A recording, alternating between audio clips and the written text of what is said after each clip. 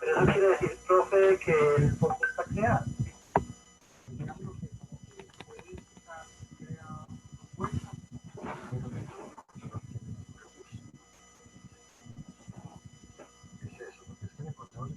Yo lo mencionaba, ellos les han encontrado el consejo de que no tenía incluso de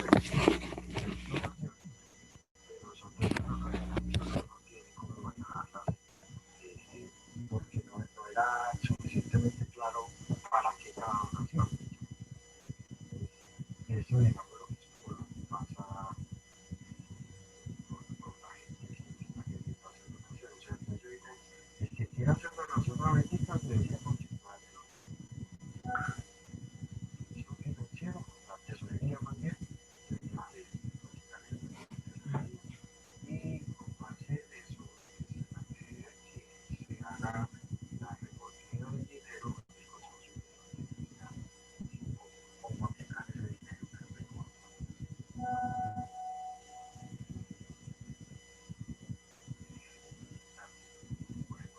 Profe, quiero dar una claridad. Es que el dato que les di ahorita es de matriculados. El dato de inscritos, pues lo pueden ver en la página del informe gerencial, pero les puedo dar un dato rápidamente porque pues algunos ya me están diciendo, venga, ¿cómo vamos? Entonces, en la administración de empresas, voy a hablar del programa de en este momento. Administración de empresas no hemos asistido todavía nadie en el día, comunicación social hemos asistido 10, contaduría pública en el día no, derecho hemos asistido 9 y 3 ya están matriculados de esos 9. Eh, medicina pues asistimos todo el grupo que hace el domingo y solamente tenemos uno matriculado. Psicología tenemos 16 asistidos y un matriculado. Muy buenas tardes. Voy con la jornada de la noche. La jornada de la noche de administración de empresas tengo 12 asistidos. ¿Qué tal? Muy buenas tardes. ¿Cómo está? Doctor, muy bien, muy congratulado pues y especialmente agradecido por su deferencia de haber aceptado estar acompañándonos a nosotros. No sé si usted conoce la Universidad de Manizales, de hecho quien dirige la decanatura en estos momentos de Ciencias Jurídicas es egresada también del doctorado en Derecho de la Complutense. Ah, muy bien, una feliz coincidencia. Estuve ya en Manizales, pero hace ya un tiempo, hace unos años, estuve invitado por bueno, en su momento era estudiante allá con ustedes, no sé si lo ubica, Leonardo García Jaramillo. García Jaramillo, era un estudiante muy brillante, luego se fue a esta universidad EAFIT, es una universidad, es privada, creo que es privada EAFIT. Y posteriormente ahora está estudiando el doctorado en la Pompeu Fabra de Barcelona. Y pues hace unos años tuve la oportunidad de estar ahí, de coincidir y me quedé gratamente sorprendido, debo comentarle, porque la belleza natural de toda esa parte de Colombia, el eje cafetalero, ¿verdad? Creo que así se llama, el eje cafetalero.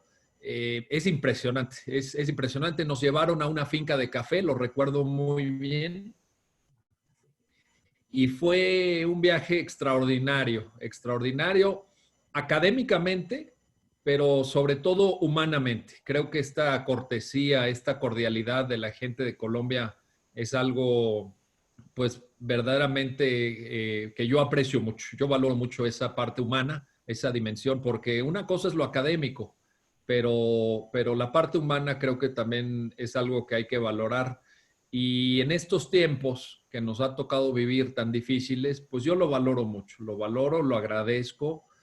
Para mí fue una experiencia y me encantaría en el futuro tal vez pues poder regresar. Sería para mí un gusto muy grande poder visitarlos nuevamente. Ojalá que así pueda ser, que pueda ser de pronto para el 2021-2022. De hecho, doctor, yo organizo un congreso internacional que se hace en noviembre. Y entonces en este Congreso Internacional nos unimos con la Escuela de Carabineros y entonces hacemos dos. El de ellos se llama Delitos Transnacionales e Investigación Criminal y el de nosotros Ciencia Penal y Criminalística. Vamos para la 10ª versión. La idea es que ojalá podamos contar y que las cosas se den para que sean ya, volvamos a cierta normalidad y poder realizar de pronto este tipo de eventos. Este año pues lo vamos a hacer virtual, obviamente. La idea es que allí recogemos pues una invitación de carácter nacional y en la regional en las universidades, no solo de derecho, sino de otras facultades, porque a veces hay unos ejes transversales que siempre nos acompañan, que es el de derechos humanos, que ese ya es, digamos, muy transversal a cualquier ciencia o disciplina. Y como director de la maestría en ciencias forenses también sería posible pensar más adelante en si de pronto es viable, de acuerdo a su agenda, cuando las cosas regresen un poco, un módulo que podamos estar en la maestría escuchándolo. Esta maestría en ciencias forenses es relativamente nueva, también tenemos una especialización en procesar penal y una maestría en derecho.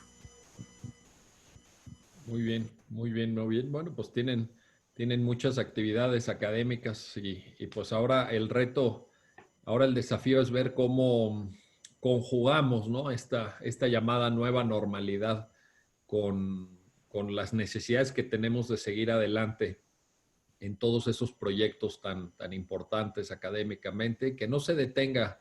Yo creo que con todo y las dificultades, una de las cosas que hemos hecho en general y creo que hemos hecho bien es no parar, no detenernos. Yo creo que la vida sigue.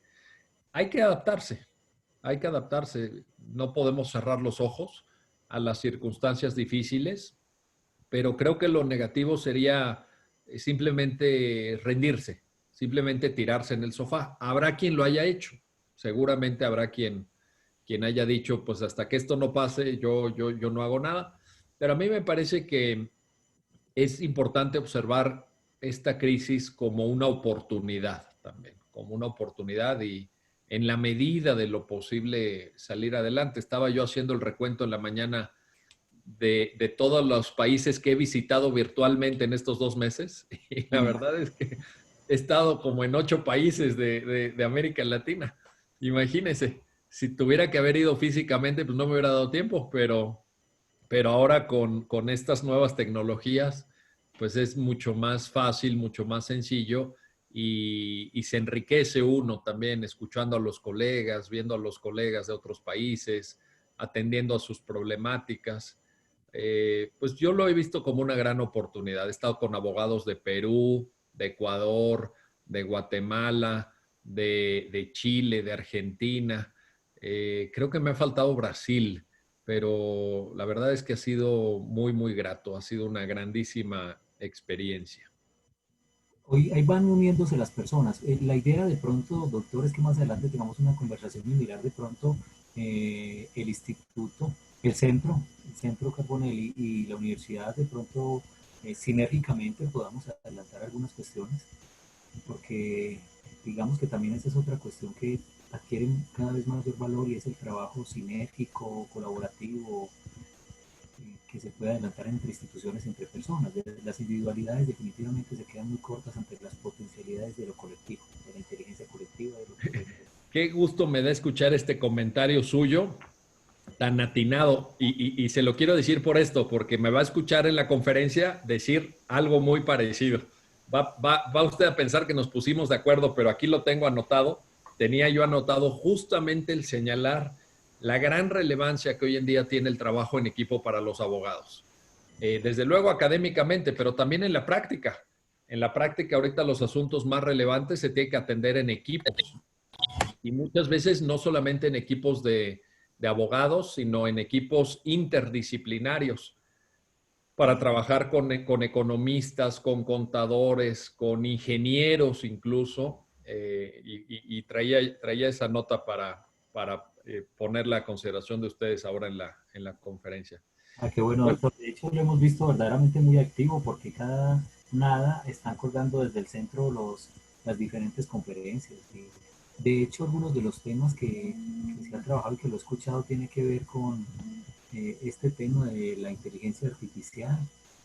Digamos que plantea en el libro Sálvese quien pueda, Oppenheimer, de unas sociedades postprofesionales. No, o se cambia por la automatización, o a veces incluso algunas que tienden a desaparecer casi por completo y son unas nuevas profesiones.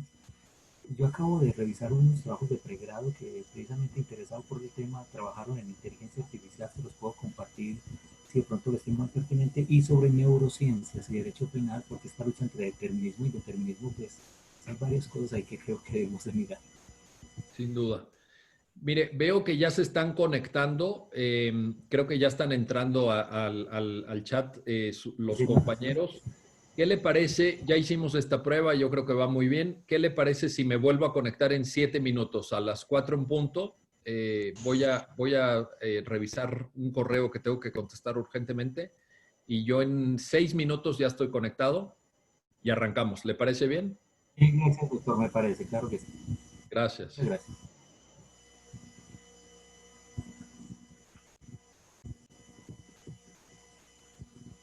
Bueno, a quienes se van a ir sumando, bienvenidos, bienvenidas. Esperamos entonces estos 6 minutos e iniciamos con el doctor Miguel Carbonell desde México, la ponencia que se tiene, y luego la doctora María Teresa Carrillo.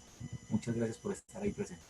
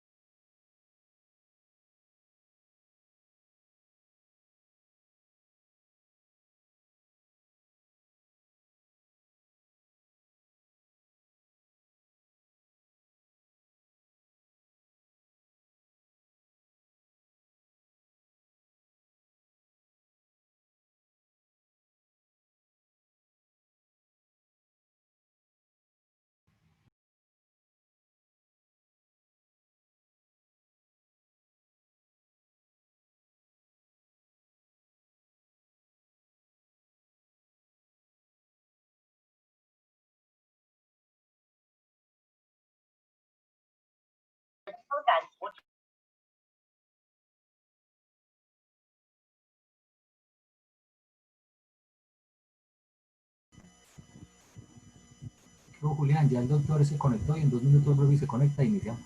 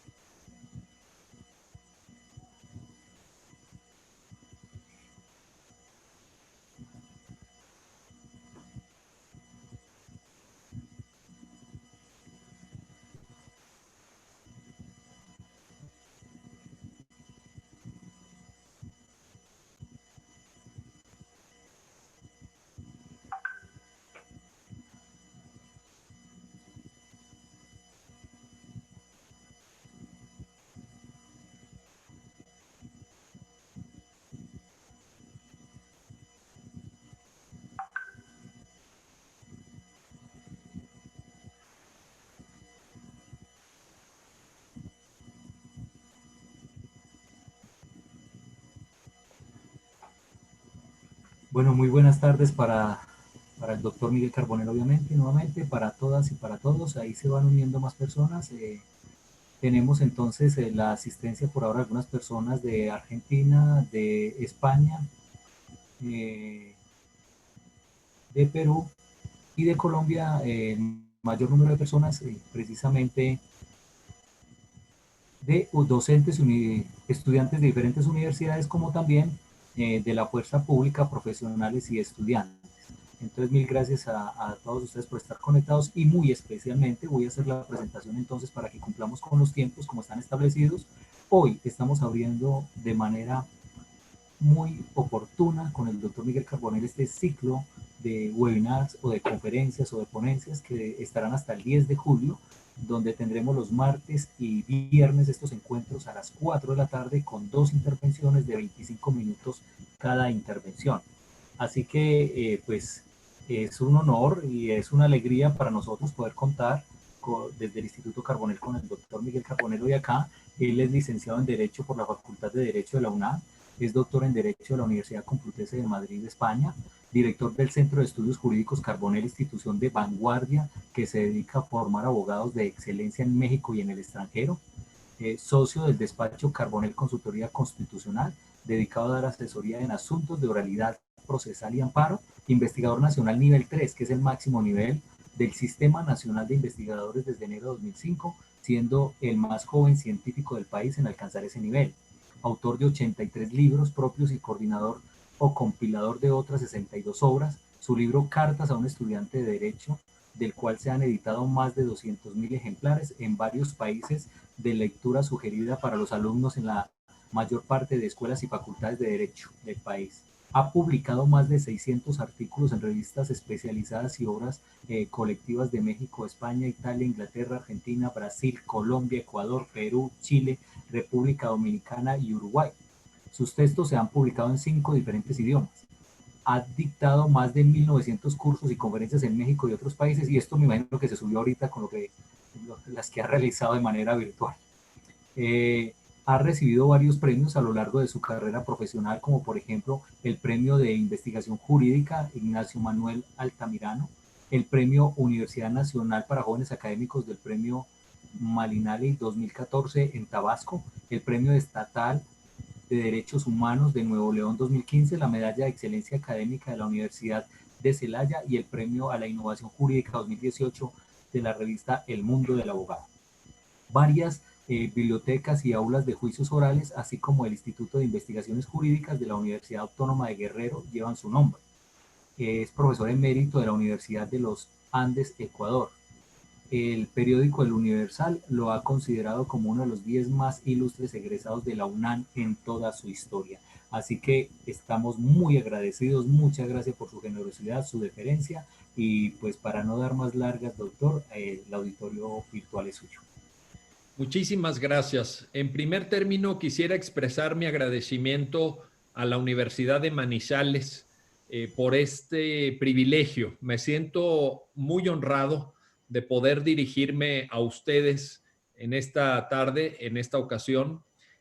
Así que muchísimas gracias a la universidad y a su extraordinario equipo de profesores y personal administrativo que tuvo la gentileza con mucha eficacia de organizar este primer webinar y todos los que siguen hasta el mes de julio, como ya fue anunciado. En segundo lugar, quisiera también mandar un respetuoso saludo a todas y todos los colombianos por quienes tengo un enorme aprecio. He estado muchas veces en su país, he estado en Manizales, de hecho. Le comentaba al maestro Jorge Enrique, al profesor Jorge Enrique, que estuve en esa parte de Colombia tan bella, tan impresionante desde el punto de vista natural, porque ahí está el llamado eje cafetalero. El eje cafetalero, fui a una finca cafetalera, pasé unos días verdaderamente gratos, guardo un gran recuerdo de mi visita a Manizales. Y bueno, pues he estado muchas veces también en otras partes del país, he estado en Bogotá, he estado en Medellín. Bogotá y Medellín es donde más veces he ido, pero he estado también en Bucaramanga, por ejemplo, en otras partes del país, de ese gran país hermano que es Colombia. Así que un saludo muy cordial y la esperanza de que todo vaya mejor y que podamos dejar atrás esta pandemia horrible, terrible que estamos viviendo. Yo lo que quisiera es en estos brevísimos minutos aprovechar cada instante para compartir una reflexión sobre el papel de los abogados en lo que sigue, en lo que viene. Creo que tenemos una gran duda en el gremio jurídico y es qué pasará de aquí en adelante. Cómo se va a ejercer la profesión jurídica o las profesiones jurídicas en plural, cuáles son los cambios que se avisoran, cómo luce el panorama profesional para quien está estudiando derecho. No sé si, me imagino que habrá aquí estudiantes de pregrado o de posgrado, y también para quien ya está en el ejercicio profesional, porque no solamente el futuro se antoja incierto, sino desde luego también el propio presente. Quienes ya estamos en el ejercicio profesional, también vamos a enfrentar grandes cambios, grandes transformaciones, y de ello sobre este punto quería conversar justamente con ustedes. ¿Cómo va a ser el futuro? Evidentemente nadie tiene una bola de cristal, pero me atrevo a vaticinar lo siguiente que quiero compartir con todas y todos ustedes. En primer lugar, creo que, y es una banalidad, pero no quiero dejar de mencionarlo, el trabajo de los abogados se va a ver potenciado por la tecnología. Y aquí hay dos consideraciones, creo, interesantes que vale la pena hacer. La tecnología nos va a ayudar a hacer mejor nuestro trabajo.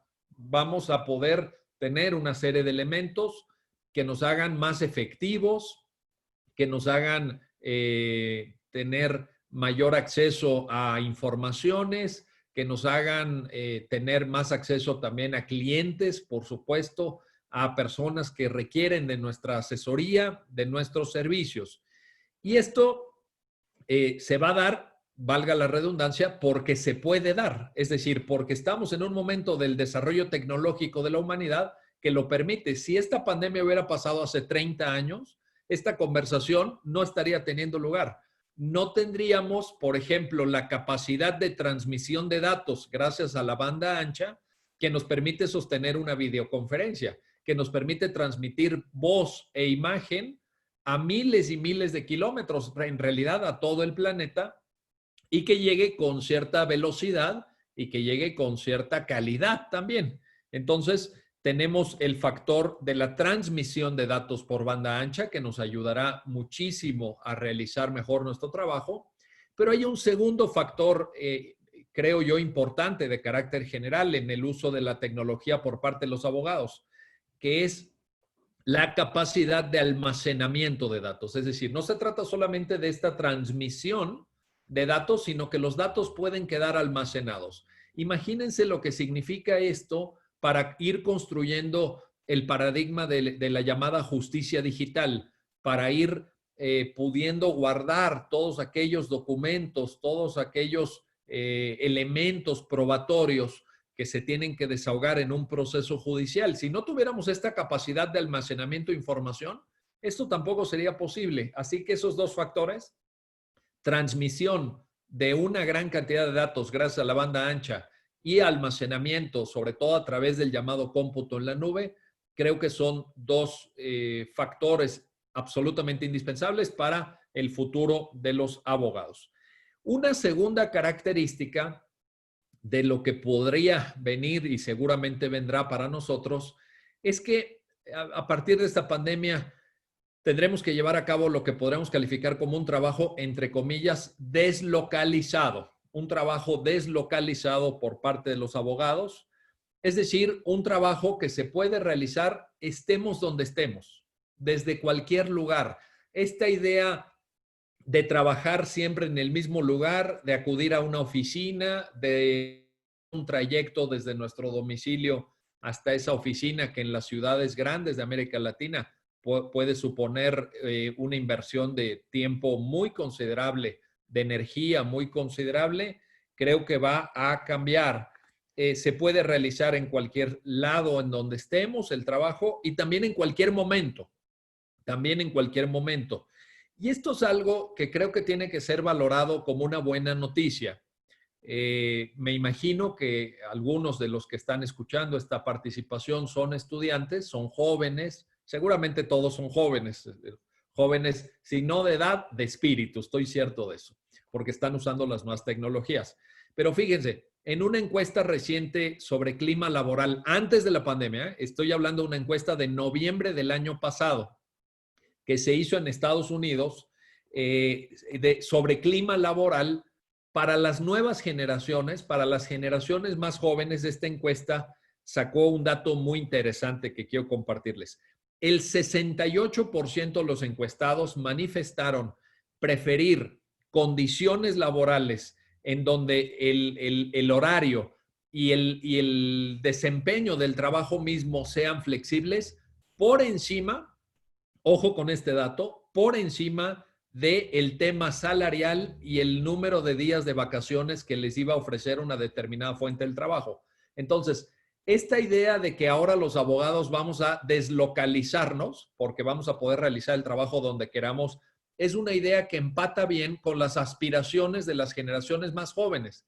Los jóvenes ya están en otro paradigma, no crecieron como muchos de nosotros pensando en un despacho, en un lugar físico para hacer, para llevar a cabo su encomienda laboral. Ahora, esto que suena, creo, muy bien y que puede representar algunas ventajas, tiene varios problemas. Me voy a... no problemas necesariamente, quizá la palabra adecuada sea dilemas. presenta algunos dilemas, más que problemas. No hay que verlo como algo negativo, pero sí son cuestiones que hay que considerar, que hay que tomar en cuenta, porque si no lo hacemos, nos podemos equivocar. Algunas de ellas que ya estamos enfrentando en estos días, en estos momentos. Primero, la regulación del llamado teletrabajo o trabajo remoto o trabajo a distancia o trabajo en casa. En muchos países, esta regulación jurídica del teletrabajo no existe. No existe. No tenemos un marco jurídico. Por ejemplo, en México no lo tenemos. Ya me dirán ustedes más adelante si en Colombia lo tienen. ¿Por qué es importante esto? Bueno, porque cuando estamos con la idea de un trabajo localizado, de un trabajo que se desempeña en un determinado lugar, evidentemente podemos medir de forma objetiva cuestiones tan relevantes como la jornada laboral. Es decir, podemos observar en qué momento llega el trabajador a la fuente de trabajo y en qué momento se va. Y se espera que cumpla con las condiciones contractualmente establecidas. Ahora, ¿qué pasa con el teletrabajo? ¿Cómo se mide la jornada laboral? ¿Cómo podemos saber exactamente cuándo empieza el trabajador, cuándo termina, cuáles son las pequeñas pausas que se toma para consumir sus alimentos o para simplemente salir a caminar, si es que se puede salir, o por lo menos tomar un pequeño descanso, un receso? ¿Cómo se mide el desempeño también? ¿Cómo medir el desempeño en el paradigma del teletrabajo? ¿Cómo saber si un trabajador se está desempeñando de manera óptima o no? ¿Cómo valorar las causas de despido también? Si yo llamo a un trabajador dentro de un horario donde pienso que debería estar disponible y no contesta, ¿sería causa suficiente de despido? ¿Tiene que estar disponible? ¿Tiene que contestar con cierta celeridad? ¿Tiene que estar siempre pendiente? Son cosas que habrá que pensar y sobre las que habrá que reflexionar. Un segundo dilema en este punto del trabajo deslocalizado tiene que ver con la separación entre la vida laboral y la vida personal. Seguramente a ustedes ya lo están viendo, ya lo están padeciendo a lo mejor, pero la verdad es que cuando uno trabaja en casa, esa frontera entre vida laboral y vida personal es muy difusa. Es una frontera muy porosa porque muchas veces tenemos el mismo espacio físico en donde hay veces que estamos trabajando en la mesa de la cocina o donde llegan nuestras familias, nuestros familiares, los hijos, la pareja, etcétera, y pregunta alguna cosa. Cuando uno está en la oficina, cuando está pensando uno en el paradigma del trabajo localizado, pues estos dilemas no existen. Pero hoy en día esa separación, que es especialmente ardua, evidentemente para quienes se hacen cargo de las tareas domésticas, es algo a tomar en cuenta. Un tercer dilema que vamos a tener que enfrentar y que la profesión de abogado, pues siempre en la práctica, siempre ha requerido es una consideración sobre qué tanto vamos a invertir en inmuebles. Ustedes saben que cuando se crea una firma de abogados, un bufete, un despacho jurídico, pues el primer dilema es dónde nos instalamos. ¿Vamos a alquilar o vamos a comprar? ¿De qué tamaño tienen que ser las oficinas? ¿Dónde las vamos a ubicar? ¿En una zona de estas avenidas caras con alta plusvalía, en donde están edificios muy modernos, de estos edificios que se llaman inteligentes, o en la periferia de la ciudad, o en una zona más bien industrial? Esas decisiones que todos hemos tomado en algún momento en nuestra vida profesional, hoy cambian de sentido, porque en la mayor parte de despachos, el gasto en inmuebles, pensando por ejemplo en un alquiler o la inversión que supone la compraventa de un inmueble para el despacho, pues está en torno a un 20% del total de facturación del despacho. ¿Se justifica un gasto tan grande? ¿Se justifica verdaderamente que el 20% de tus ingresos se destine a inmueble cuando en realidad vamos a estar haciendo teletrabajo? Ese es un dilema que también vamos a tener que resolver. Otro dilema que les pongo, un cuarto dilema que les pongo, ¿cómo hacer algo tan básico para nosotros como abogados? ¿Cómo hacer el llamado networking? El networking, es decir, establecer esta red de contactos, esta red de relaciones que nos permite dar a conocer nuestra tarea, que nos permite acudir a eventos sociales y que la gente nos conozca, que hable con nosotros, que nos recomienden, que se extienda una red de clientes para seguir alimentando nuestro trabajo, nuestro quehacer. ¿Cómo se hace networking cuando se está trabajando desde casa? ¿Cómo hacer esa parte? Ese es un dilema. ¿Cómo vamos a seguir construyendo una red de contactos para que alimente nuestra práctica profesional si trabajamos a distancia? Un quinto dilema, ¿cómo vamos a atender a los clientes? Fíjense, si nosotros tenemos un despacho, pues todos ustedes, si están en la práctica, saben que hay un componente de cortesía profesional. ¿Qué quiere decir esto? Llega el cliente al despacho, se le hace pasar a una sala, se le ofrece un café, como dicen ustedes en Colombia, un tinto, se le atiende.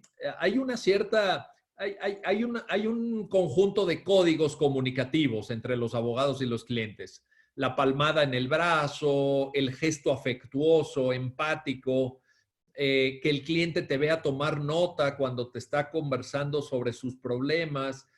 Todo eso tiene un valor profesional. No lo enseñan en la escuela, por cierto, no lo enseñan, pero en la práctica es indispensable. Ahora, aquí la pregunta importante es, ¿y eso cómo se hace a distancia? ¿Cómo se hace? Porque ese tipo de atenciones, por los cuales también se justifican muchas veces una parte de los honorarios profesionales que cobramos los abogados, ¿eso cómo se hace ahora con esta conversación telemática, con esta conversación a distancia? Un sexto dilema en este punto del trabajo deslocalizado tiene que ver con cómo lograr enfocarnos en los temas pendientes, en las tareas que tenemos cuando hay a nuestro alrededor tantas distracciones. Yo no sé si les ha pasado a ustedes, pero muchos de nosotros, me incluyo, por supuesto, tenemos distracciones permanentes. Te dan ganas de repente de poner Netflix y ver una serie. Te dan ganas de leer una novela, te dan ganas de levantar el teléfono y hablar con tus familiares que viven lejos quizá. Te pones a ver internet porque quieres ver las últimas noticias con los datos de la pandemia, con cuántos hospitalizados hay, con cuántos muertos hay, cómo va a Estados Unidos, cómo va a Europa, cómo va a Asia, cómo va a América Latina. Y de repente pasa el día y de repente ya son las 3 de la madrugada y de la lista de 15 pendientes que te habías propuesto hacer el día de hoy, hiciste 2. Con suerte. Yo no sé si a ustedes les pasa, a mí me pasa. Entonces también hay un problema de concentración, de foco, de poder estar enfocado en lo que necesitamos sacar. Y bueno, esta lista podría crecer, pero el séptimo y último dilema que les quiero plantear en este segundo punto es que un trabajo deslocalizado es susceptible de enfrentar competencia profesional desde el exterior. Es decir, esta idea de que en Colombia trabajan los abogados colombianos, en México trabajan los abogados mexicanos, en Argentina los abogados argentinos. Eso funcionaba cuando el trabajo era de base territorial, geográfica. Hoy en día el trabajo deslocalizado permite que trabajemos allende nuestras fronteras, esta idea de que necesitas un permiso especial, etcétera, eso es para postular, para litigar solamente. Pero hay mucho trabajo de asesoría, hay mucho trabajo de consultoría, de acompañamiento que se puede llevar a cabo desde cualquier país. Y en ese sentido también las fronteras de la competencia profesional se borran o por lo menos se hacen mucho más relativas. Otro punto que seguramente les preocupa a algunos de ustedes y sobre lo cual hemos discutido y analizado y pensado mucho es si habrá suficiente trabajo para los abogados en el futuro. ¿Es una profesión que tiene futuro? ¿Es una profesión que está en declive? ¿Es una profesión que ofrece verdaderamente oportunidades profesionales o no? Cada quien responderá de la manera que le parezca mejor. Yo tengo una respuesta muy clara y la voy a compartir con ustedes esta tarde. Por supuesto que en el futuro seguirá habiendo mucho trabajo para los abogados, sin duda alguna. No tengo ningún género de duda. Si me están escuchando estudiantes que estén en pregrado y tengan esta duda, se los dice un abogado que tiene 30 años de experiencia. Yo hace 30 años que ejerzo la profesión desde que era estudiante en la carrera y posteriormente cuando egresé de la carrera en 1994. Y les quiero decir que no tengo ninguna duda de que es una gran carrera y es una carrera que tiene mucho futuro. No se equivocaron al estudiar Derecho, al contrario, enhorabuena, felicidades. Pero hay que tomar en cuenta lo siguiente. Una parte del trabajo que tradicionalmente hemos hecho en estos últimos años los abogados se va a automatizar. ¿Por qué se va a automatizar? Porque antes, por ejemplo, tenía un cierto valor agregado el trabajo de los abogados que consistía en buscar información. Tú sabías cuál era el criterio de jurisprudencia que te podía resolver un caso. Tú sabías cuál era la forma de redactar un contrato, incluyendo una cláusula de penalización por mora o por cobro de intereses en tal escenario, etcétera, que hacía que el cliente saliera maravillado con los honorarios que le planteaste. Bueno, pues todo eso hoy en día, o una parte de eso, va a estar en Internet, va a estar accesible. Entonces, todo eso se va a automatizar. Va a haber mucha búsqueda automatizada de información jurídica a través de Internet. Un segundo elemento en donde también el trabajo de los abogados va a cambiar tiene que ver con la necesidad de establecer diálogos, que ya se vuelve algo obligatorio. Ya lo era, pero creo que hoy más que nunca y en el futuro todavía más. Establecer un diálogo con otras profesiones. Es decir, aquellos abogados que puedan trabajar en equipos junto con ingenieros, junto con médicos, junto con gente que se encarga de la contaduría pública, no sé cómo se llaman en Colombia, contadores públicos aquí en México, economistas, por ejemplo, gente que viene de la ciencia de la administración pública, de la ciencia política. Esto le va a dar mucho valor al trabajo de los abogados. Tenemos que aprender a trabajar con ellos. No tenemos que estar circulando y dialogando de manera circular solamente con nuestros colegas y sobre todo tenemos que aprender a comunicarnos con ellos. Estos códigos comunicativos tan impermeables, tan difíciles de entender por otros profesionales que usamos los abogados, estos códigos comunicativos opacos, cerrados, tienen que cambiar. Nos tenemos que poder sentar con ingenieros y que nos entiendan, con economistas y que nos entiendan, y dejar atrás este lenguaje arcaico, este lenguaje insular que tanto nos gusta a los abogados. Un tercer elemento aquí también a considerar es que tenemos que dar a nuestra profesión un enfoque en términos generales mucho más orientado a la prevención del conflicto que a la, digamos, multiplicación del conflicto. Me refiero a conflictos jurídicos, me refiero a toda esa conflictividad social que llega a conocimiento de los abogados y que muchas veces la única respuesta que dan nuestros colegas es: vamos a llevar esto ante los tribunales. La única respuesta es judicializar los temas. Yo creo que ahora se va a imponer un paradigma absolutamente preventivo, muy enfocado a las tareas de consultoría, muy enfocado a las tareas de asesoría, más que al patrocinio de asuntos ante los tribunales, que no van a desaparecer. Naturalmente habrá muchísimos litigios, habrá un número de asuntos que tengan o que supongan un alto número de cuestiones litigiosas, pero que quedarán ya en manos de un enfoque o de un número más pequeño de abogados. Y una cuarta y última consideración aquí es sobre el futuro de los abogados, es que habrá una fuerte presión sobre los costos de los servicios jurídicos. Es decir, los honorarios que cobramos los abogados van a estar bajo presión, lo cual nos va a obligar a inventar, lo digo entre comillas, inventar nuevas formas de generar valor por nuestra profesión. La pregunta es: ¿por qué nos van a pagar? ¿Para hacer qué nos van a pagar exactamente? Y eso nos va a obligar a buscar los llamados océanos azules, aquellas áreas donde exista menos competencia, donde podamos agregar mayor valor, etcétera, etcétera. Para ir acercándome al final, dos consideraciones más. ¿Quiénes serán los abogados que van a ganar de todo esto? En toda crisis, en esto no podemos equivocarnos, hay ganadores y hay perdedores. ¿Quiénes creo que van a ser los abogados que salgan adelante de esta crisis, los abogados que salgan fuertes, robustos, sólidos en esta crisis. Una parte de los abogados que van a tener mayor cobertura profesional son aquellos abogados que trabajen para las empresas, pero no solamente que estén en la nómina de empresas, sino que también sean capaces de aportar valor a través de la comprensión del modelo de negocio.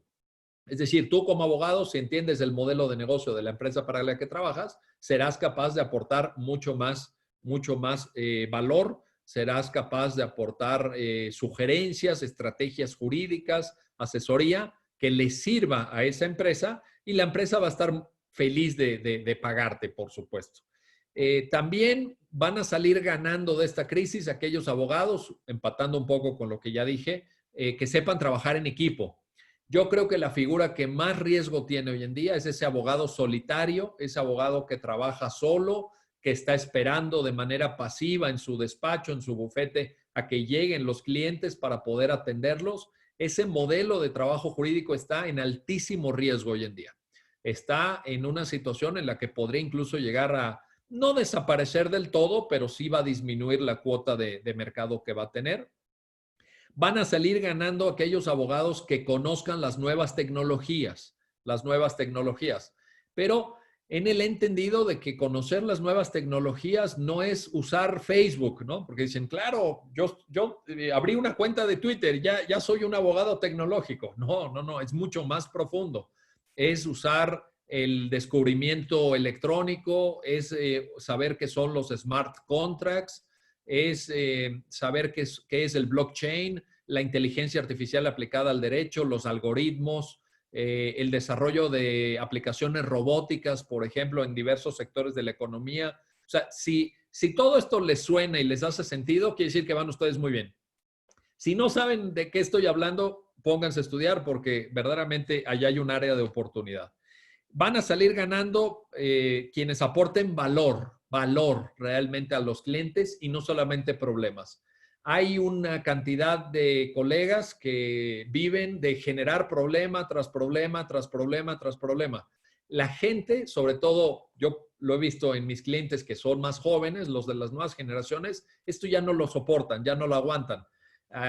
Yo he atendido bastantes consultas en materia laboral últimamente de personas jóvenes, emprendedores, etcétera, que cuando conversamos de la posible solución a un problema que tienen en su empresa, me dicen, bueno, si llevamos esto a los tribunales laborales aquí en México, ¿cuánto estima que vaya a tardar en resolverse? Y yo siempre acostumbro a decir la verdad a mis clientes con gran transparencia. Les digo 2 o 3 años. Y en ese momento se espantan, salen corriendo. Para un joven que tiene 22, 24, 26 años, decirle que te vas a tardar 3 años en resolver un problema, para ellos es como toda una vida. Ellos ni siquiera saben si dentro de 3 años esa empresa va a seguir existiendo, si ellos van a querer seguir en esa tarea. Entonces, tenemos que enfocarnos en producir valor. ¿Qué les sirve a nuestros clientes en vez de estar extendiendo sine die los problemas que nos presentan? Y la última idea es que van a salir adelante en este punto. La última idea es, en este punto, van a salir adelante aquellos abogados que tengan capacidad de aprendizaje permanente. Es decir, tus conocimientos jurídicos no valen por lo que hoy son, sino por lo que pueden llegar a ser. Tu valor profesional como abogado no es lo que hoy sabes, sino que tengas capacidad de seguir aprendiendo. ¿Por qué? Porque muchos de los problemas que vas a tener que enfrentar en el futuro todavía no existen o no existen de la forma y con la manifestación que van a tener más adelante. Así que es importante saber que cuando ustedes deciden estudiar la carrera de abogado, ustedes están haciendo el compromiso de ser estudiantes para toda la vida, para toda la vida. No se estudia para obtener un papelito y ya, para cumplir un requisito formal, un requisito burocrático. Cuando uno estudia derecho, es estudiante toda la vida y tiene que mantener abierta esa curiosidad, esa capacidad de aprendizaje, porque ese es tu verdadero valor. Así que mi conclusión, amigas y amigos, con esto termino, es que estamos ante un momento extraordinariamente urgente de cambio profundo, de cambio global para la abogacía. Yo lo llamaría, si me permiten ustedes, el símil voy a usar una figura alegórica, lo llamaría el momento Netflix de la abogacía. Estamos en el momento Netflix. Los que tengan cierta edad se acuerdan que hace unos años estaban los videoclubs que alquilaban las películas físicas. Iba uno al videoclub, se llevaba la película a su casa y luego la tenía que devolver, pagaba un alquiler módico, un alquiler relativamente bajo por ese servicio y de repente llega Netflix y hace una disrupción total, y quizá la abogacía esté en ese momento. Quizá estemos en ese momento, es un momento difícil. Y también voy a usar dos alegorías más para concluir. Podemos estar presenciando en los próximos meses, quizá en los próximos años, no lo sé, un proceso de uberización de la abogacía. Uberización de la abogacía. Es decir, piensen en cómo funciona esta aplicación Uber, en donde uno pide el transporte para un trayecto específico, uno sabe cuánto le va a costar, la aplicación te dice te va a costar tanto, está perfectamente señalado el punto de inicio y el punto de destino, está trazado el trayecto que se predetermina a través del uso del algoritmo de la aplicación. Podemos pensar en un modelo Uber para los abogados, en una uberización de los servicios jurídicos. Y la última alegoría, la tercera y última alegoría que quiero usar esta tarde es que se va a generar muy pronto, en algunos países ya existe, una especie de aplicación como, no sé si han visto ustedes esta aplicación fantástica que es TripAdvisor, que califica hoteles, restaurantes, destinos de viaje en general.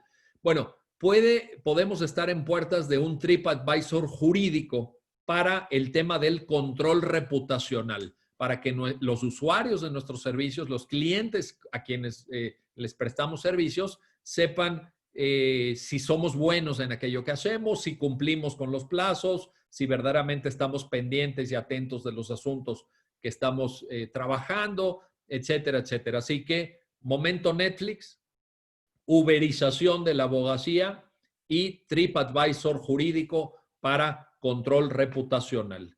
Yo lo termino con esto, les deseo un gran éxito, les agradezco su atención y me quedan unos minutos más por si los organizadores así lo desean, si hubiera la oportunidad de establecer un diálogo con algunas o con algunos de ustedes. Para mí es un honor, es un verdadero privilegio poder dirigirme a la comunidad universitaria de Manizales y reitero mi agradecimiento a los organizadores. Muchísimas gracias por su atención.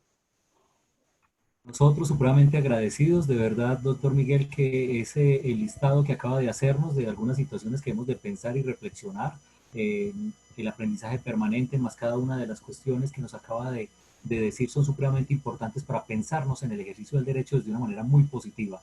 No es el fin del ejercicio de la abogacía, no es el fin del ejercicio del derecho, sino una transformación en la que debemos de estar pendientes.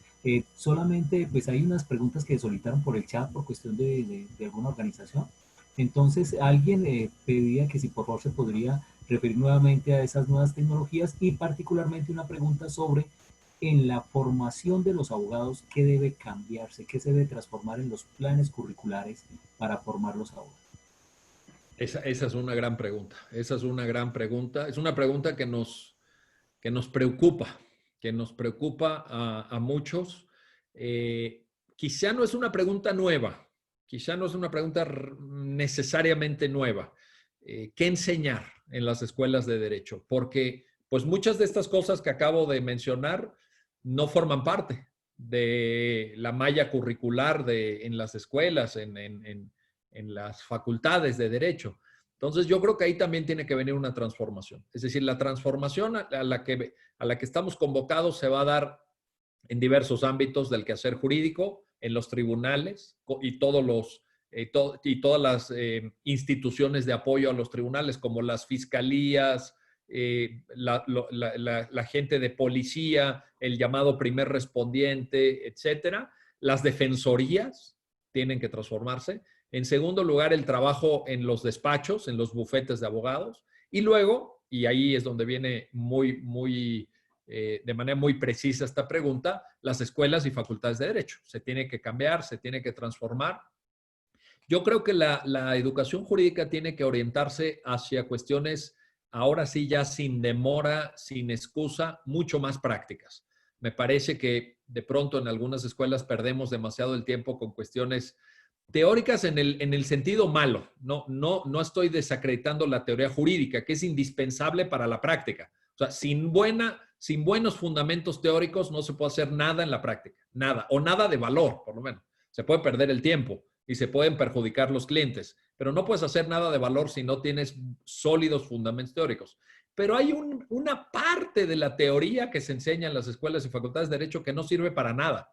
No sirve para nada, no tiene ningún reflejo en la práctica y nadie está dispuesto a pagar para que le expliques la teoría monista y la teoría dualista del fideicomiso o para que le recites textos en latín, porque en el derecho romano pues así se establecían, etcétera. Eso no, yo creo que eso lo tenemos que afinar, No estoy diciendo si se tiene que estudiar o no derecho romano, pero quiero decir que en la práctica ningún cliente te paga honorarios profesionales para que recites frases en latín.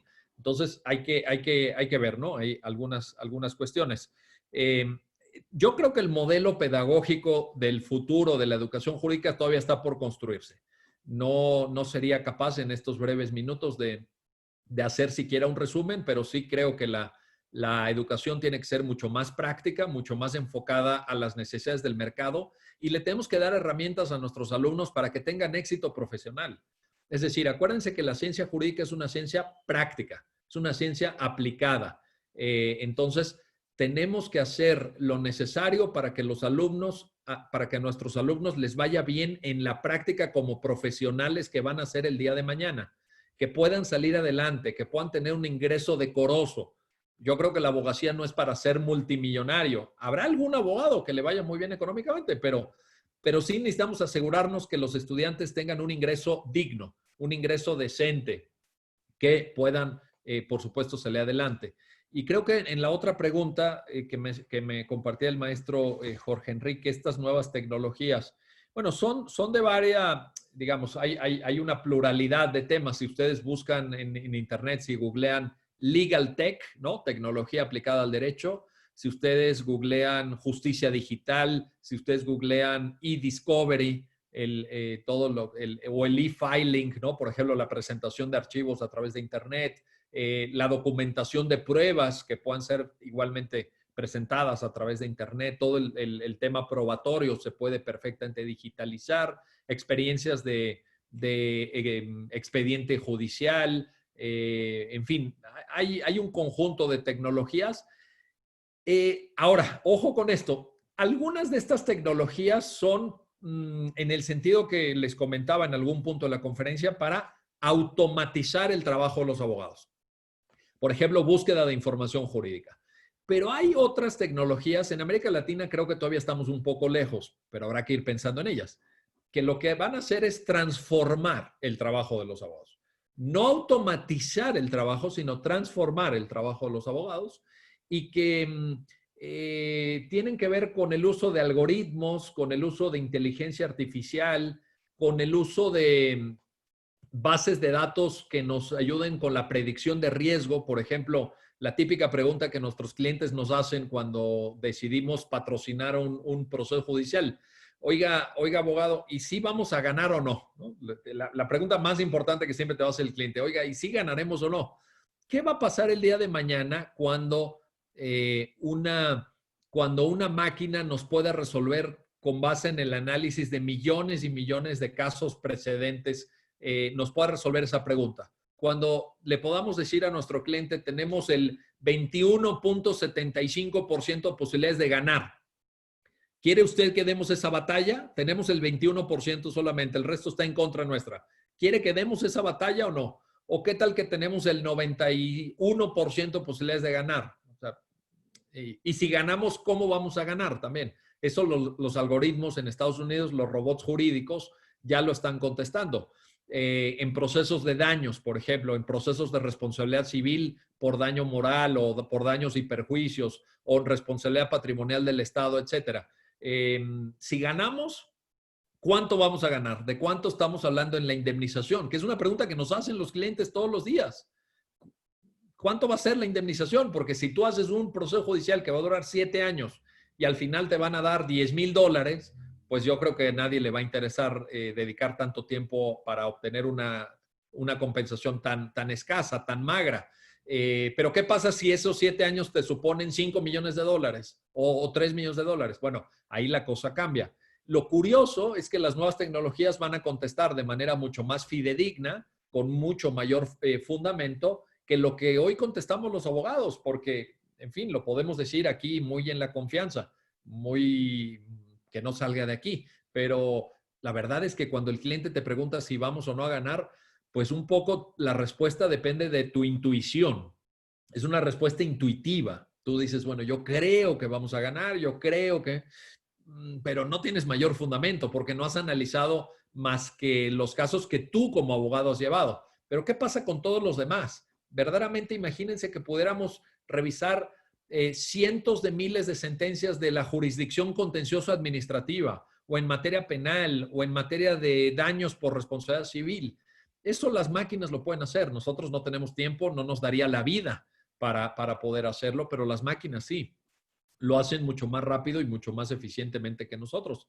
Así que ahí hay también un ámbito de desarrollo muy interesante que creo que por ahí va la primera pregunta. Nuevamente mil gracias, doctor Miguel Carbonell. A continuación nuestra decana, la doctora María Teresa Carrero, que va a dirigirse al doctor Miguel.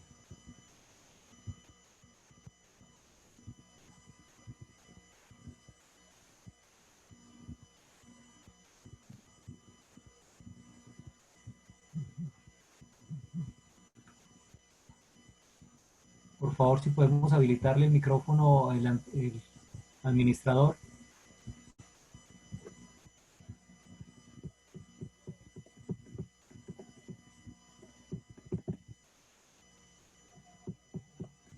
Bueno, a ver, ¿qué pasa aquí?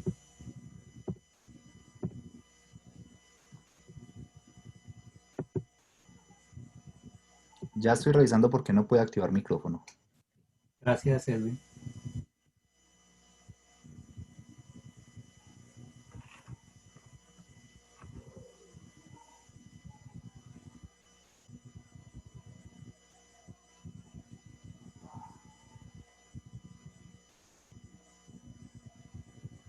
Listo, doctora.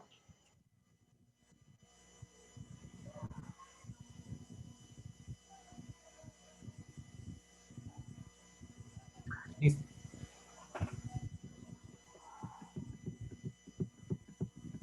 Buenas tardes, ahora sí. Doctor Carbonell, un placer tenerlo con nosotros en esta aula virtual ampliada. Efectivamente, nos habíamos encontrado ya en Manizales, en nuestra Universidad de Manizales, en uno de nuestros congresos internacionales de Derecho y Sociedad, y pues celebro, como usted lo planteó ahora, que se abran estos espacios y que las fronteras seguramente ahora van a estar un poco más débiles para permitir la generación de estas propuestas. Bienvenido, doctor, y muchísimas gracias por su intervención.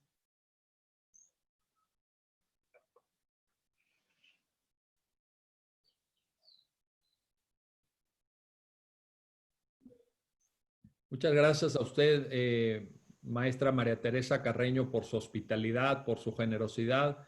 Y como lo dije al principio, disfruté mucho mi viaje en aquel congreso allá en Manizales. Creo recordar, seguramente usted lo tendrá presente, que coincidí con el profesor Paolo Comanducci. Claro, sí. Este profesor de la Universidad de Génova en Italia. Y Sí. seguramente también creo recordar con el profesor Giuseppe Aguiló de la Universidad de Alicante. Creo que también estaba, ¿verdad? Así que para mí fue muy grato. Guardo un gran recuerdo de ese. No, yo no sé si usted recuerda en qué año fue. Estoy intentando. Eso fue 2009. Ah, bueno, hace 11 años. Usted tiene muy buena memoria.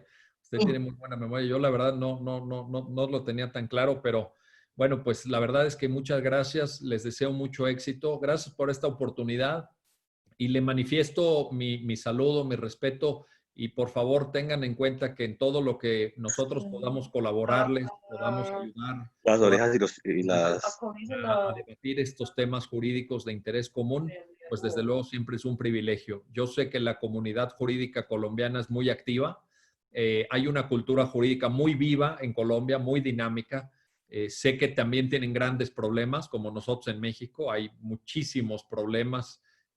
Vaya, no terminaríamos de hacer la lista de los problemas que en materia jurídica tenemos que enfrentar, pero siempre es bueno que nos sentemos a conversar, a escuchar y a observar estos nuevos retos, estos desafíos que la pandemia trajo consigo. Así que muchísimas gracias, decana, y estamos en contacto para lo que sigue y en lo que nosotros podamos colaborarles, por supuesto. Muchísimas gracias, doctor.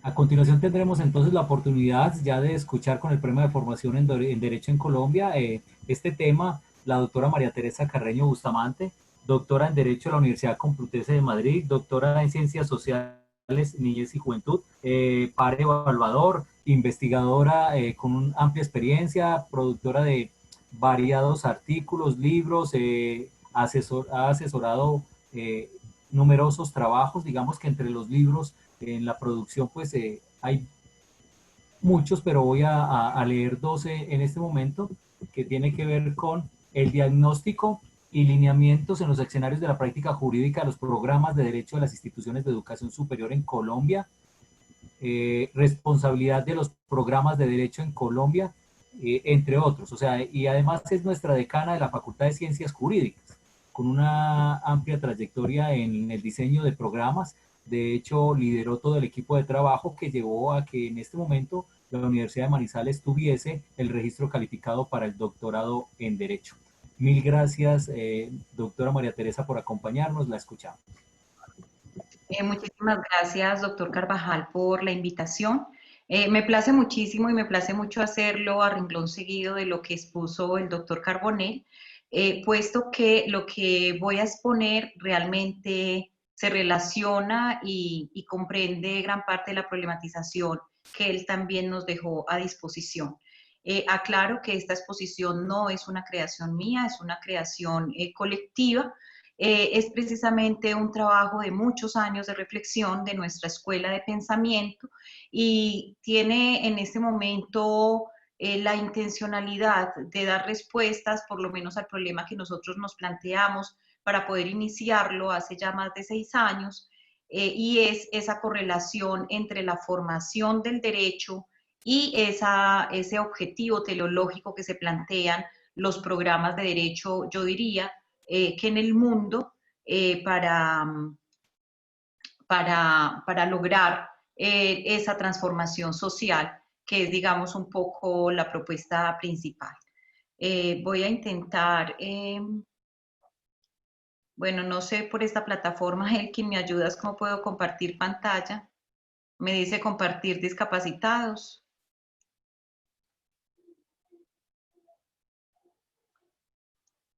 Ya puede compartir, doctora. Gracias.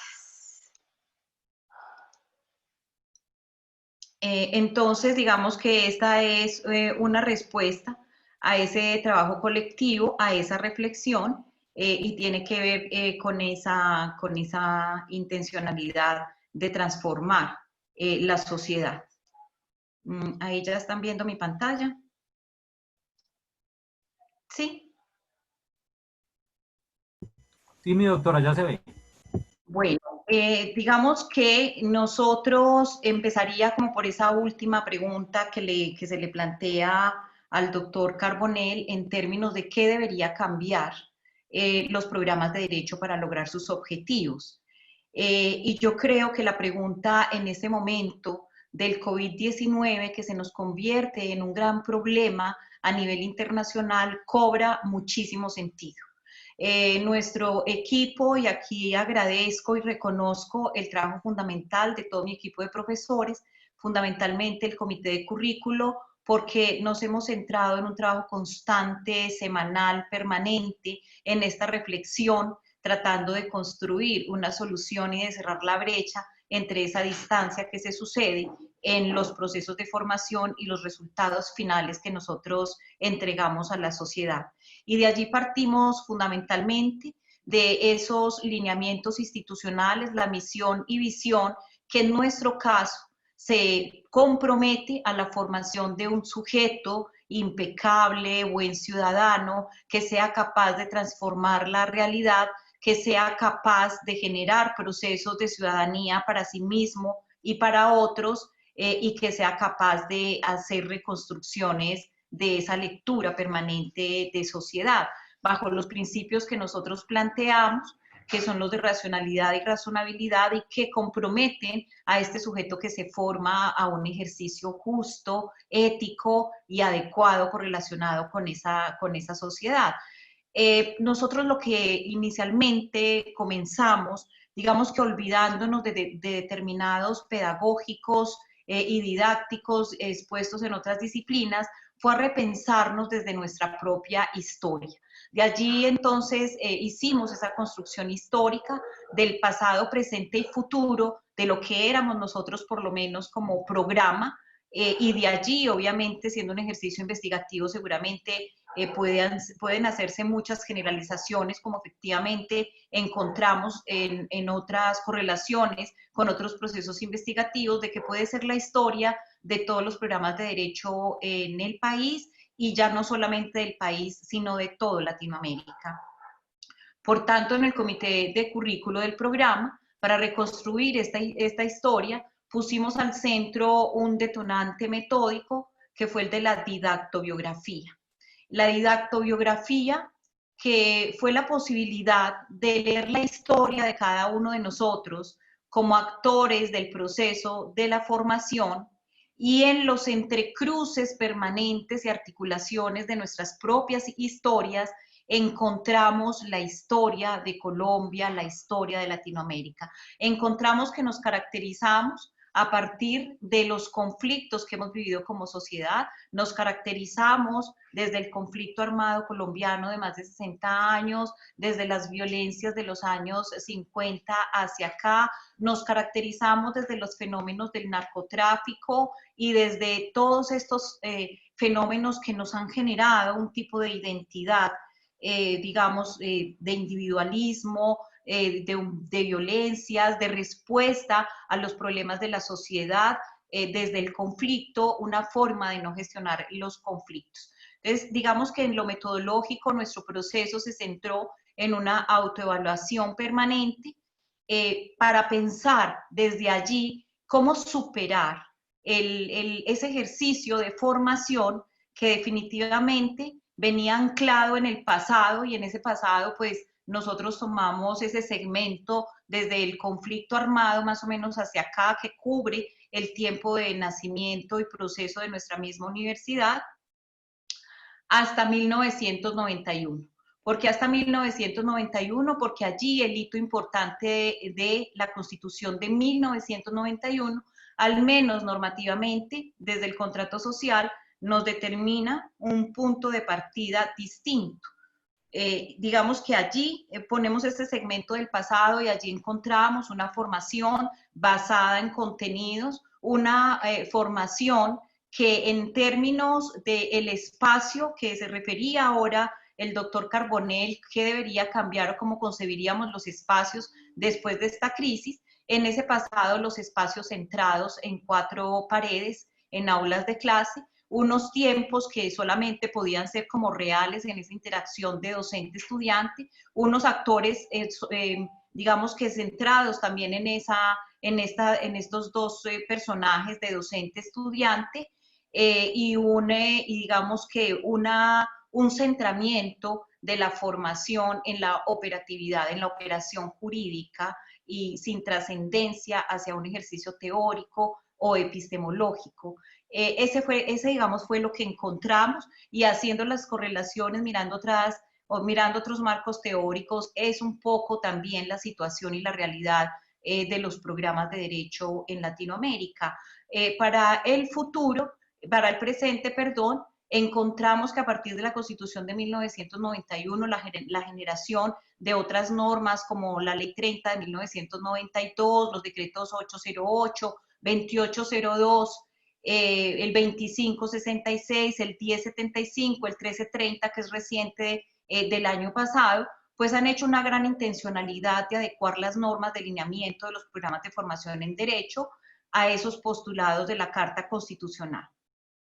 Si bien se ha logrado por una organización, digamos, de investigación que da cuenta de un crecimiento importante de avances en la propuesta y oferta de posgrados de nivel como maestría, doctorado, una gran productividad en el campo del derecho, que del 2000 que se hizo la primera sistematización, se presentaron 9 grupos y en la del año pasado eran más de 268 grupos, con una altísima productividad, pues nos muestra que hay ahí unos cambios en términos de investigación, algunos acercamientos y comprensiones desde ese sistema de investigaciones a la sociedad, pero que analizando desde esas didactobiografías, desde la construcción de esa historia, encontramos que la formación se sigue dando dentro de esa misma tradición jurídica, esa tradición de formación, es decir, centrada la organización en contenidos, con unos procesos de investigación que se quedan tangenciales,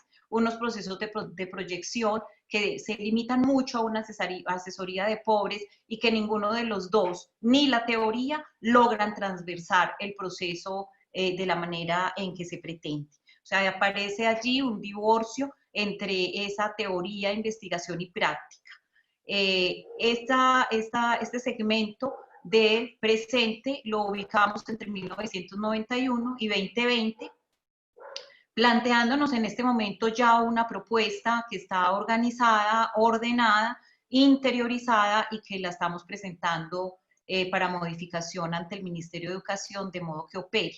Allí planteamos entonces nuestra utopía, un futuro donde esto que estoy contando a súper vuelo de pájaro pueda realmente reconstruirse en una estructura curricular que cambie y que genere un impacto en los sujetos que pasan por el programa de derecho. En términos de la organización, consideramos que es muy importante que la teoría, la investigación y la práctica no sigan siendo esos aspectos divorciados durante el proceso, sino que deben constituirse como un gran sistema transversal a todo el proceso que se estaría entregando.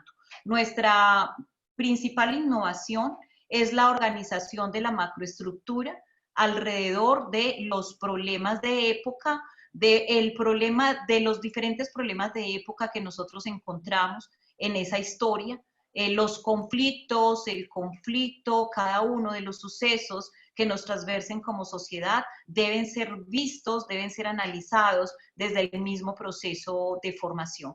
Entonces, el gran salto es el cambio de una organización curricular en contenidos a una organización curricular alrededor de problemas de épocas donde la teoría, la investigación y la práctica sean transversales, sean sistémicas, y allí encontramos una transformación en términos de lo que plantea ahora el doctor Carbonell, en los actores, por un lado, primera categoría, se trasciende desde esta lógica de formación unos actores centrados en la única relación docente-estudiante, en una organización jerarquizada y vertical para reconocer a otros actores como legítimos otros, que serían aquellos actores académicos también institucionalizados de otras instituciones locales, nacionales e internacionales. Y se reconoce el actor más importante en este ejercicio, que es la sociedad. No la sociedad como un espacio para ir a ensayar, para ir a digamos, a poner en práctica aquello que sabemos y poder alcanzar un mejor estatus en nuestra vida, sino la sociedad como actor de transformación y actor también constituyente del proceso de formación. Aporta para la formación y recibe de esa formación, logrando y pensando desde allí que se alcance ese proceso simbiótico de que desde la investigación, desde el problema de época, problematizamos ese mundo de la vida. En esa problematización generamos comprensiones, creamos conocimiento que son llevados a esa sociedad, se retroalimenta, crecen, vuelven y se problematizan y regresan otra vez a la criba del aula para ser discutido con todos los actores del proceso. En este orden de ideas, el espacio educativo, y si lo vemos en este momento 2020, que fue nuestro corte, y desde allí leyendo también la crisis del COVID-19, la crisis nos permitió decirnos, esta es la propuesta curricular, esta es la forma. Veníamos diciéndolo, digamos, en nuestros discursos, en el avance de la construcción, el aula ya no pueden ser las 4 paredes, el aula tiene que ser un aula ampliada, tiene que ser el barrio, la comuna, la plaza pública, las instituciones, los convenios, la ciudad, el país, lo internacional, los grupos, amigos y las escuelas de pensamiento con las que compartimos y con las que no compartimos, debe ser la virtualidad. Y creo que la crisis nos dio la respuesta. El espacio educativo deja de ser el aula de 4 paredes para ser el mundo, ese mundo de la vida, donde el proceso de formación se da, se crece, se retroalimenta y genera el objetivo teleológico de transformación. El tiempo cambia y yo creo que la crisis nos dio absolutamente la razón. Los tiempos que eran sincrónicos, reales, en vivo, tiempo real, en este momento nos dice, puede ser un tiempo distinto, los estudiantes pueden, bajo este ejercicio, y se potencia ese trabajo individual, ese trabajo sin acompañamiento, porque sencillamente se está trabajando alrededor de una pregunta, de un problema de época. Y correlacionalmente la didáctica y la pedagogía se convierte en una sistematización de saberes y prácticas para generar esa, digamos que ese nuevo entorno de la propuesta de formación. De allí entonces que nosotros tenemos unas comprensiones bajo las cuales hemos organizado, creo que se correlaciona mucho con lo planteado ahorita en la exposición del doctor Carbonet, y es en términos de una organización alrededor de problemas que entonces se convierte en un espacio heterárquico, horizontal, democrático, con muchísimos actores, una comprensión de la investigación no como un proceso tangencial al proceso de formación que no lo alcanza a tocar porque se queda en grupos pequeños de investigadores muy hábiles que pueden producir para alcanzar ratings y poder alcanzar escalafones. No, la investigación es parte del proceso de formación y debe detonar y debe tocar a todos los actores de ese proceso de formación. Unas prácticas que se darían desde el principio en conversación con la teoría y la investigación y trascienden la asesoría de pobres, una teoría jurídica que se integra con sentido a las áreas y deja de ser por allá un espacio y una teoría sin raíces y sin piso al mundo de la vida que se banaliza por parte de los estudiantes, que es desdeñada por ellos porque realmente no encuentran sentido a lo que están haciendo.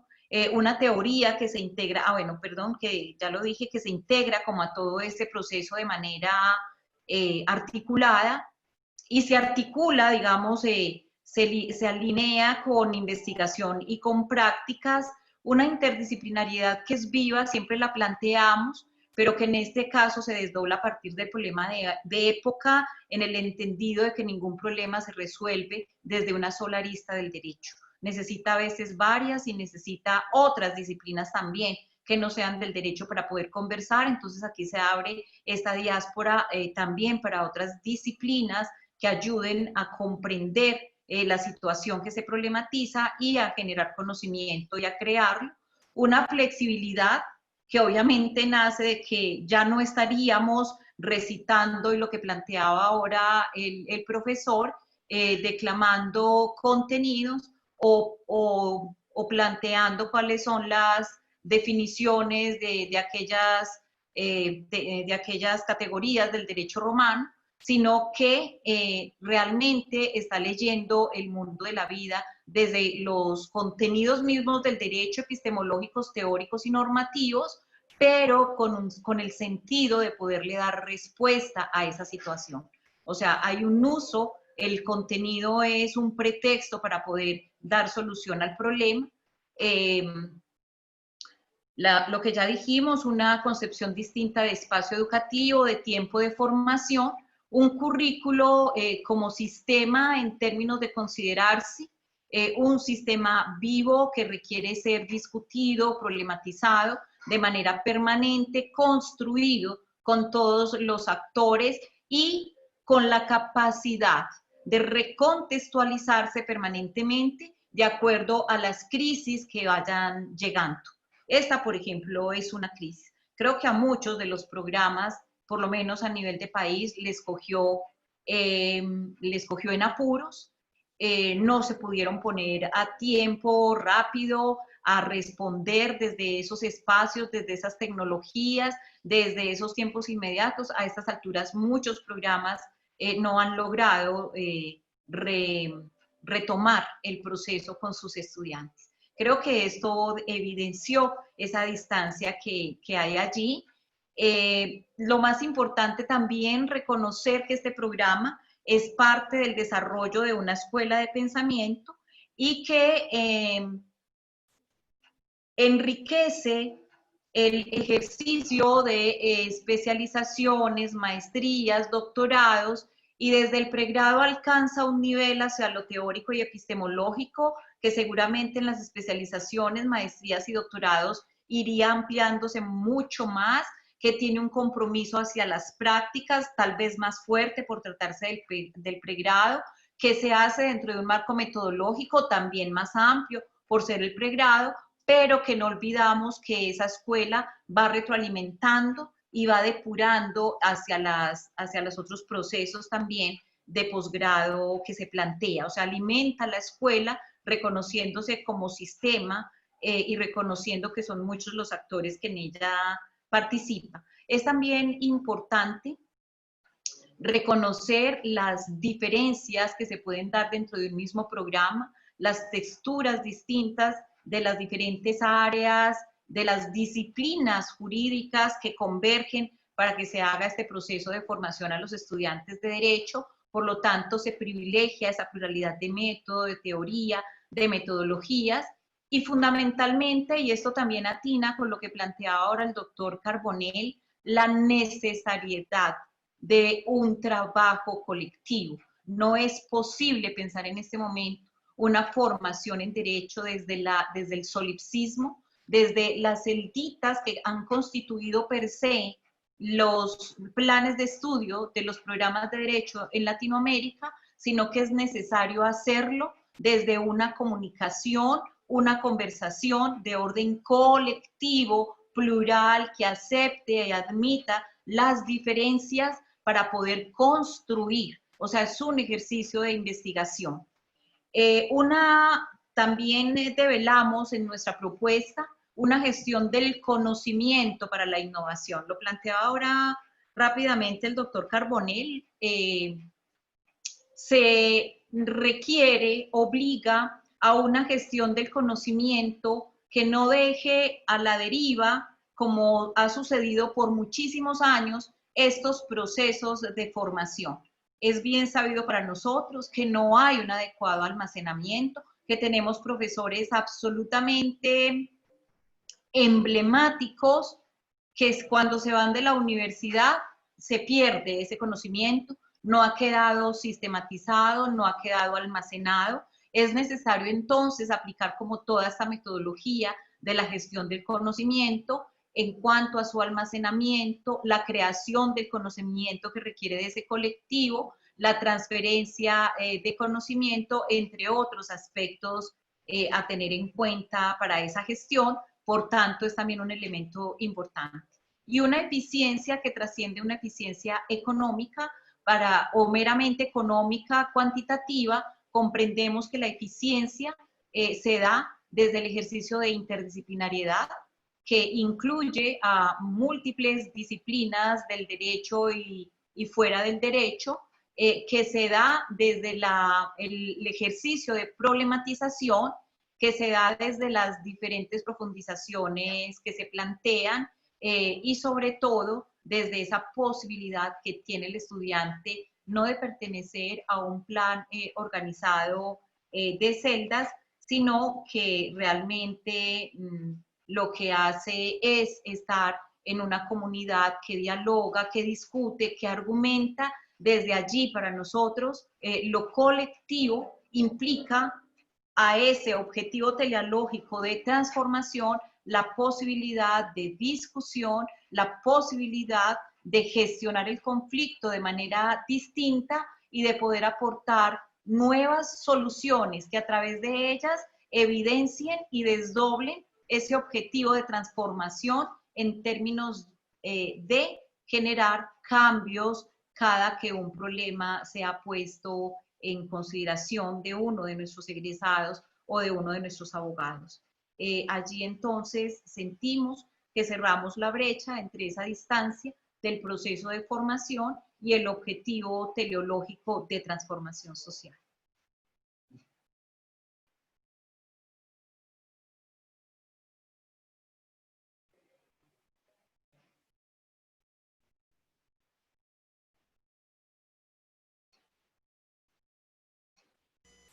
Quedaría dispuesta si hay alguna pregunta, doctor. Bueno, mi doctora María Teresa, mi decana, mil y mil gracias. Si hay alguien que quiera hacernos en estos momentos ya para cerrar las preguntas para la doctora María Teresa o escribirlas por el chat, pues con mucho gusto las leeremos también acá. Alguien nos está colocando por allí pues los aplausos y doctor Nelson, ¿quiere usted hacernos alguna pregunta? No sé si nos puede habilitar Edwin al doctor Nelson el micrófono si es posible.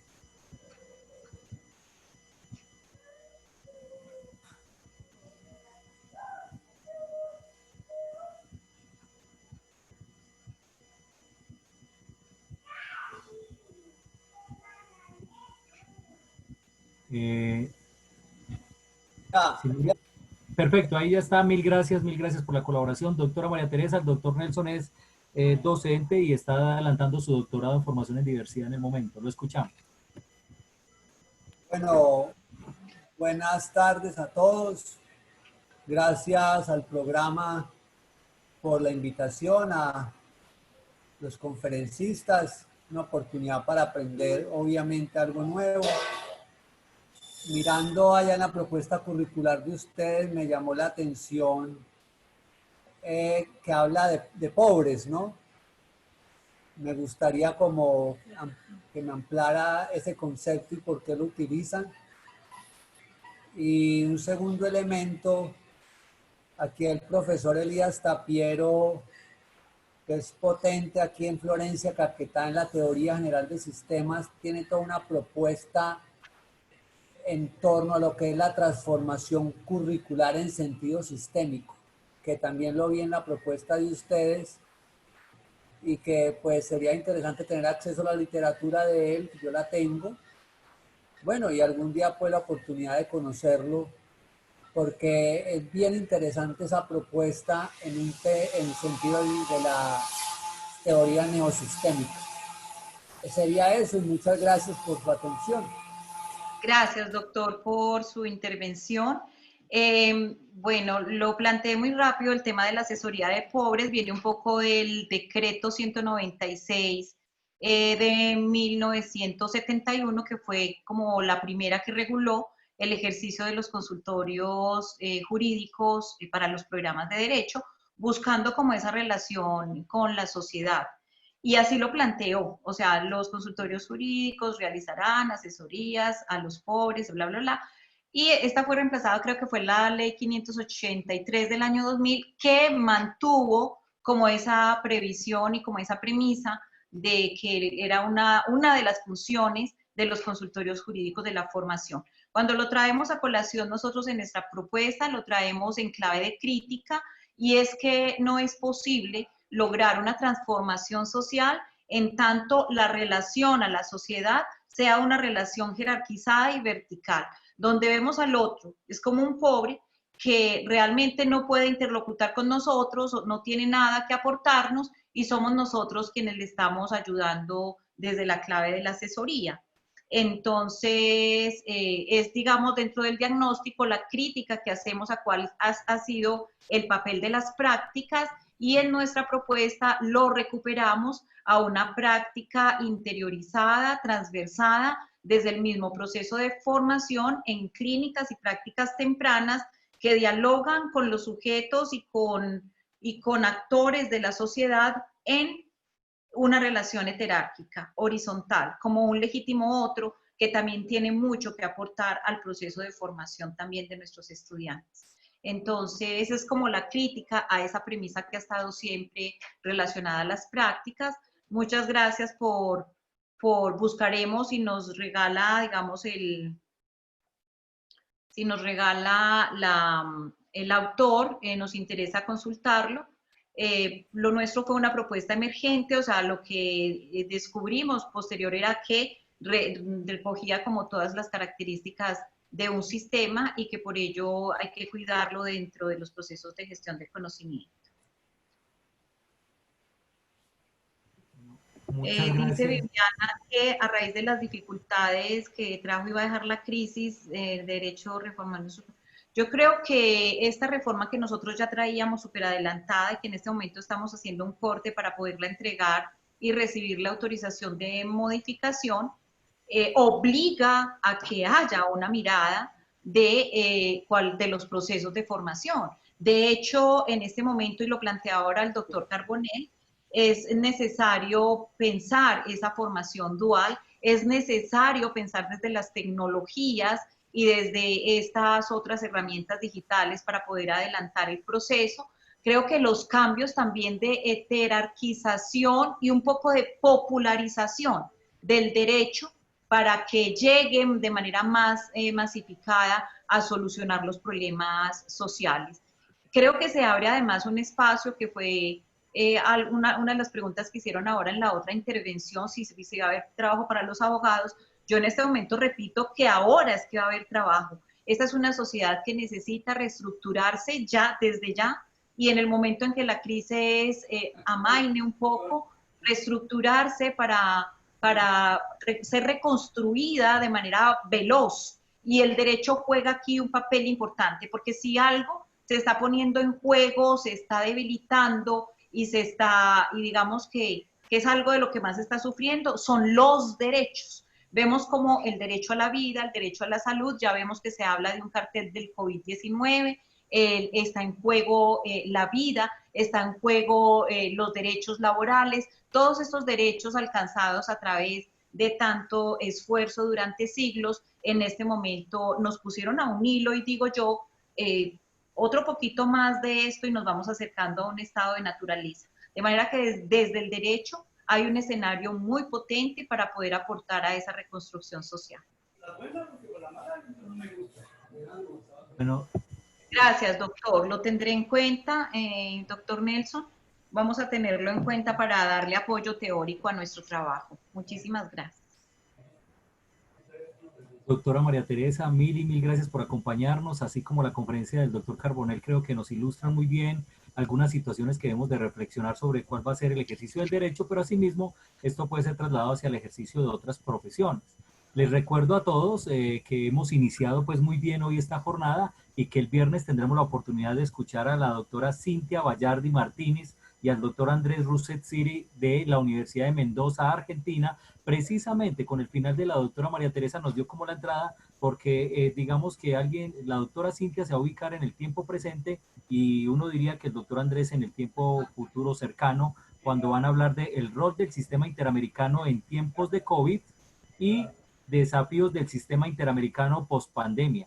Esos van a ser los temas del viernes a las 4 de la tarde, así que esperamos que nos conectemos y hagamos las invitaciones a todas aquellas personas que estén interesadas pues en escuchar y que sigamos por esta vía de seguirnos capacitando a través de estos medios y el apoyo de las TIC. Mil gracias a la Universidad de Manizales porque dio el aval, a nuestra decana que dio el aval para esta actividad, al CEDU que nos ha apoyado, a Cristian que nos ha apoyado a la universidad y a Edwin. Muy agradecido, nos vemos el viernes, mil gracias a todos. Muchas gracias, doctor Carvajal. Ahora. Y este es el ángulo. Sí, seguiremos enviando el link, claro que sí, lo seguiremos enviando. Muchas gracias a todos y a los de otros países que nos han venido acompañando. Y podemos sumar otras personas más. Mil gracias a todos.